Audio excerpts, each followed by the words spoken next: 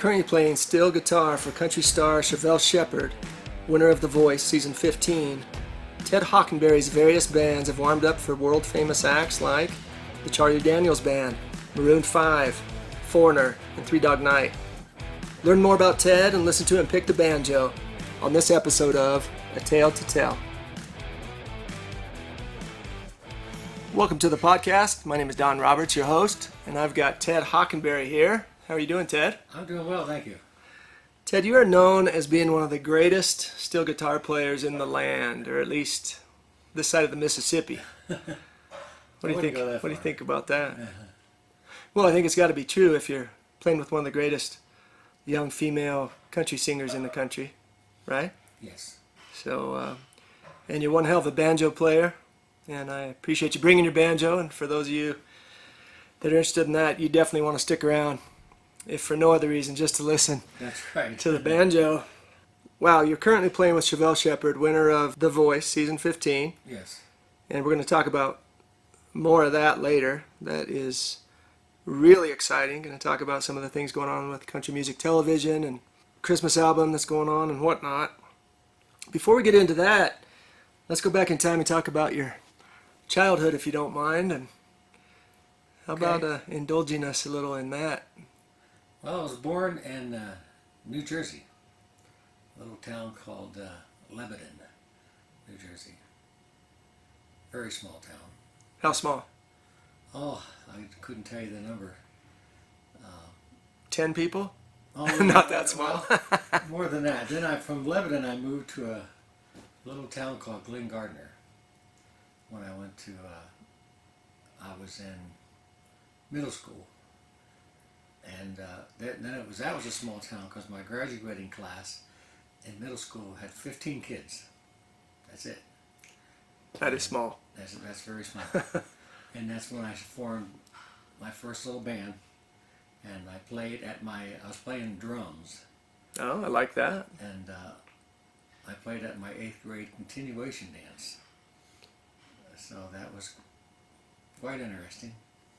So you started out on the drums. How'd you get involved in banjo, or what made you like the drums?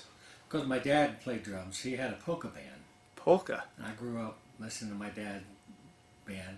So your dad was like John Candy in Home Alone. He was like they Gus. had a nice little polka band, and they used to make their own 78 records.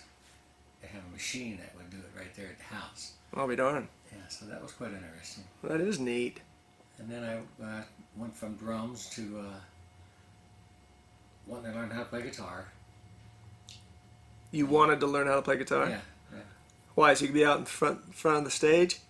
I don't know, I just wanted to play guitar. Yeah. You know, that wasn't my intention to be out front. So I just wanted to play guitar. And then as time went on, I learned how to play. And what were some of the styles of music that you played in maybe middle school and high school? Played mostly rock and roll stuff. Beach Boys, stuff like that. And then when I got to high school, I played drums in the concert band, and we did Blood, Sweat, and Tears and Chicago stuff, because I really liked the sound of the horns. You bet.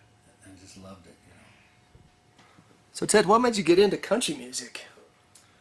Well, my brother-in-law had a country band, and I was 17, going to be 18. I wasn't really in the country, and he kept begging me to come play guitar because he needed a guitar player. He said, come play Friday and Saturday, and I'll give you $80 a night.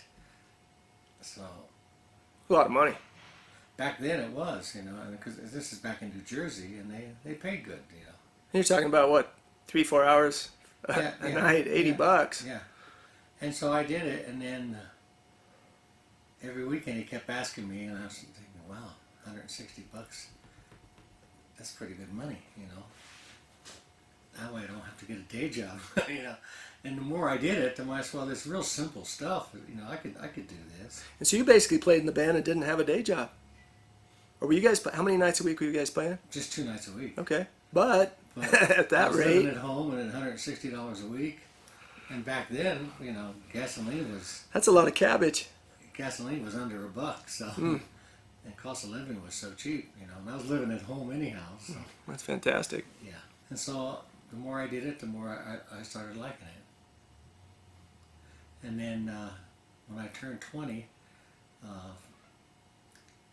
friend of mine from town I came from, she was in college in Tucson, and her husband had a country band in Tucson, and they were playing 6 nights a week.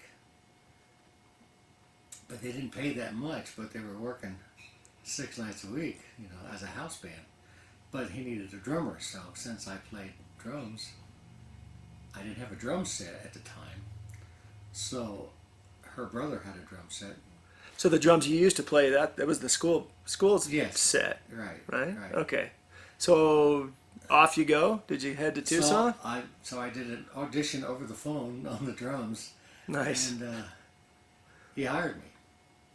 So I packed up everything I had when I was 20 and drove from New Jersey to Tucson. What were you driving? I was driving a 71 Chevy Impala. All So right. I got to Tucson, I started playing 6 nights a week. Now, had you ever been to Tucson? What was that like? Was that a culture shock or not so much? It was, and I was excited because I couldn't wait to see my first tumbleweed. The only time I saw one was on Gunsmoke on the TV, you know. Now you're out west. Now I'm out west, you know. It's like, wow. And I'm playing 6 nights a week, you know. Did that take its toll on you, or were you had so much energy and you were so young that it was yeah. you I were loved good? it. I loved it, you know. Me and the bass player of that band, we started rooming together. You know, we had a 2-bedroom trailer for $400 a month, which was cheap, you know. You bet. So how long were you guys together? Well, I got there and I moved out there in '73, and we were together for like almost 2 years. Okay, and then what transpired after that? Well, after I played drums with him for a while, I picked up a little lap steel guitar, and I wanted to learn how to play that, and I knew how to play guitar, so we hired a drummer, and I went on guitar and lap steel. Explain to us what a lap steel and a pedal steel guitar is. A lap steel is you lay it on your lap. It's got 6 strings, and you just play it. The pedal steel guitar, my first one had 8 strings and knee levers and pedals. Then I went from 8 string to 10, then to a double neck. But then that band lasted for, like I say, almost 2 years. And then we broke up, and then I started my own band called Silver Sage, and I called up some friends of mine from Jersey, and they drove all the way out to Jersey, and we put a band together. Or you mean they drove all the way out to Tucson? Yeah. From New Jersey? Yeah. Okay. Yeah. How long were you guys together?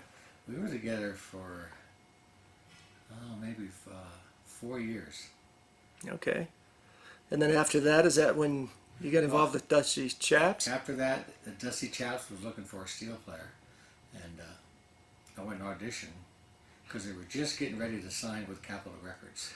Yeah, and you guys cut 2 albums with Capitol Records, Yes, didn't you? And then I got hired through Dusty Chaps, and then we got signed for a 2-album contract, and we did that and opened up for a lot of people.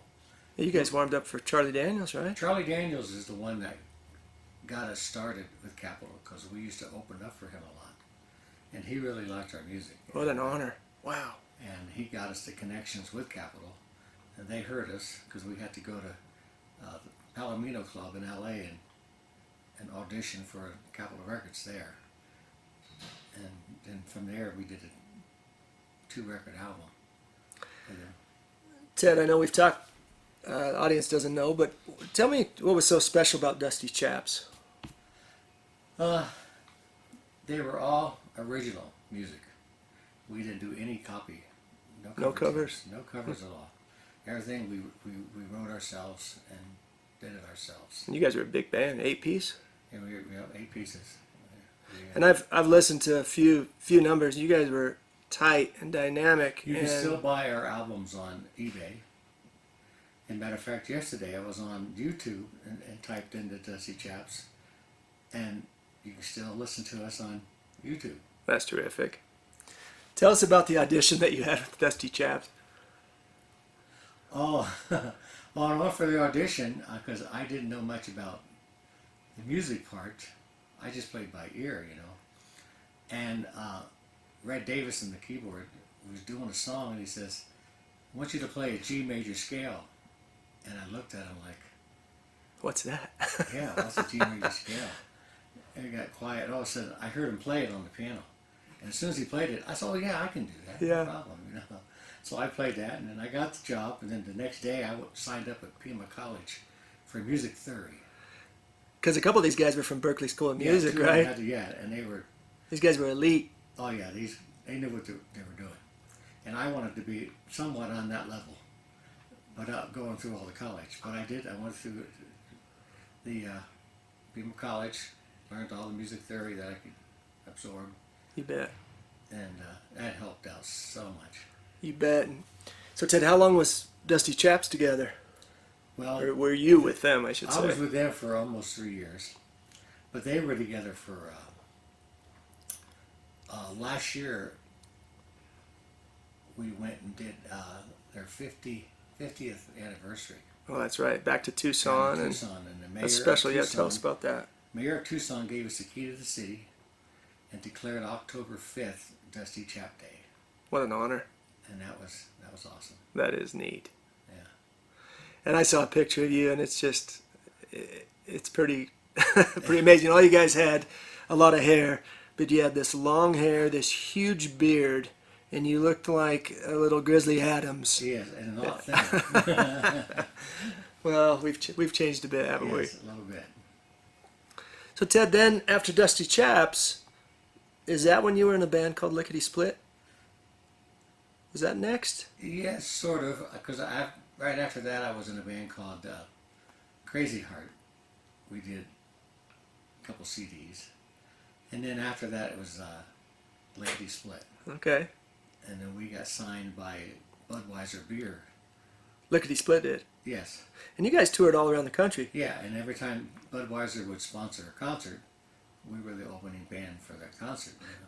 Tell us about some of those bands, some of those big name bands that you warmed up for when Oh, you were God. playing with Lickety Split. Ricky Skaggs, Mark Chestnut. Oh God, we did a. Played the Grizzly Rose, right? We played Was that when you Grizzly guys Rose. warmed up for Foreigner and Foreigner and Three Dog Three Night. Dog Night? Yeah. And Merle Haggard, Tom C. Hall, Mark Chestnut, and just a lot. I can't remember all of them. How neat. Being a musician myself, but not at the level you are, there's always some stories out there. Do you have any stories you'd like to share with us? I don't know. Have Some the- I can't. I think there was one about was it a flat tire maybe that you had? Or? Yes. Tell us about that. We were in, I think it was Grant, New Mexico or something. And we pulled off the side of the road because the drummer wanted to get something out of the back of the trailer. Those damn drummers. I know it. And we always kept the spare tire by the door because we didn't want to, in case we had needed it, we didn't have to take everything out. So we pulled over the side of the road, opened up the back of the trailer, and the tire rolls out of down this hill. Oh boy. And we're looking down there, it's way down there, and we go, we need this tire because if we get a flat, we're screwed, So Scotty Friel, he was the smallest guy in the group, so we had some rope, luckily, so we tied. So it's like a cliff. Yeah, so we tied the rope to him, real good, and so we edged him down where the tire was, Oh my goodness. so he could pick the tire up, and we pulled him and the tire back up. Oh my gosh, that's great. Yeah, that was quite. It's like out of a cartoon or something. Yeah, I know. And then we were together for quite a while, and then after we broke up, Clayton Mitchell, the guitar player, he went with Kenny Chesney, Okay. and he's still with Kenny. Still playing with. He's still playing with Kenny. I have some stories with him, but I can't really Can't. tell you. This is a PG show. Yeah, I know. But great guy. We had a lot of fun together. Ted, let's talk a little bit about what's happening now in your music career, which is really something. So, for those that don't know, Chevel Shepherd won season 15 of The Voice, Right, correct? When she was 16. That was 2 years ago, right? right. So here she is, 18. You guys have traveled pretty much all around the country. Right. And tell us a little bit maybe about Dallas and Florida, and then I'll talk a little more about the songs. And Yeah, we traveled all over. We went to Kentucky, we went to Florida and opened up for Maroon 5. And then we did a lot of concerts in Albuquerque, opening up for Little Big Town, Brother Osborne. And we did some of our own concerts too. We were the headliners. And then we went to, we did the PBR and we played our own show at the Dallas Cowboy Stadium, which was between 30 and 40,000. only 30 or 40,000. Yeah. And that was one of the big highlights. My goodness. We were supposed to do that again a few weeks ago, but it got canceled because of COVID. the COVID, yes. Yeah. Well, pretty special. My gosh. And I, of course, you've played around bands here with Wild Country and with Jelly Bellies. You play at church functions. You play at picnics and weddings and what have you. I've been blessed enough to play with you at a few functions, and it's an absolute thrill. Many years ago, when I played with you at a church function, I just knew from the get-go that you were somebody amazing. So it's really an honor. You guys are getting pretty popular. So you have, just like the Circus is a pretty big hit on country music television, Right. and the Letter, Right. pretty big hit on the same. And then you guys just recorded a Christmas album, right? Right. Fantastic. And you did a lot of that, some of that, if not all that filming around the Four Corners here, Yes. around Durango Yeah, and yeah. around with the train. And Right. I've been with her for, it'll be 2 years this January coming. And I feel very honored and privileged to do that. well, and I'm sure they feel the same thing about you. Yeah, well, all the guys are very good. Everybody's top notch, Ted, what is it about music, being an artist, being somebody that's up on the stage and playing? What is so special about it? Well, and music is very emotional, and when you're on stage playing with it, you're playing what you feel inside, and you try to bring it out through your hands and your brain and your hands. And if you got all the other guys in the band doing the same thing, we're playing off of each other, and gives you goosebumps. I've got them right now just thinking about it. 'Cause Everybody's in sync. It's a yeah, it's a special thing, it's isn't a it? high. It's a high that you just can't get. Can't explain it. And it's something I'll never quit doing until I have to go and play for the Lord. Amen, brother. You have any advice for young and old musicians, or even non-musicians, but maybe musicians that are, anything that? Just don't give up. Practice and try to learn all different kinds of music, not just Lots of styles. like I did in the beginning. I didn't want to learn country, but I'm glad I did. Ironically, it's how you've made a living. Yeah, and then I like all kinds of music. Like I did a few things at Brenda's Cafe, and I knew this kid. He's in high school, and he learned how to play guitar. He's not bad at all, And so I said, "Hey, you want to come sit in?" And he came in and stood the whole night. And he did a great job. It wasn't his type of music, but Just the exposure, the exposure. right? And you never know what kind of opportunity you're going to have, especially if you have all those different styles under your belt, right? Yeah, that's awesome. I just don't give it up. If it's something you feel like you want to do, sometimes when music slows down, sometimes there's a time in my life where when I started having kids, I was still playing music, but I also got a day job too, so I could help pay for the family and doing both, Of course. So it's a hard break, Well, I know I'm interested and excited to listen, and I know everyone else is. So why don't we break out that banjo? And what do you got? What do you have for us today? I don't know. We can do some Something really mellow? No. No, a banjo That's the beautiful is thing happy about it. instruments. You don't play sad music on the banjo. That's right. you hear a banjo going, you're just tapping your toes, going, yeah, Absolutely. it puts a smile on your face. It sure does. Puts a smile on my face every time I play it. Well, let's put a smile on everybody's face. What do you got there? Looks like you got it all. You've already got it strapped up. I'm ready to go. All tuned up. Whatever you feel like playing, Ted.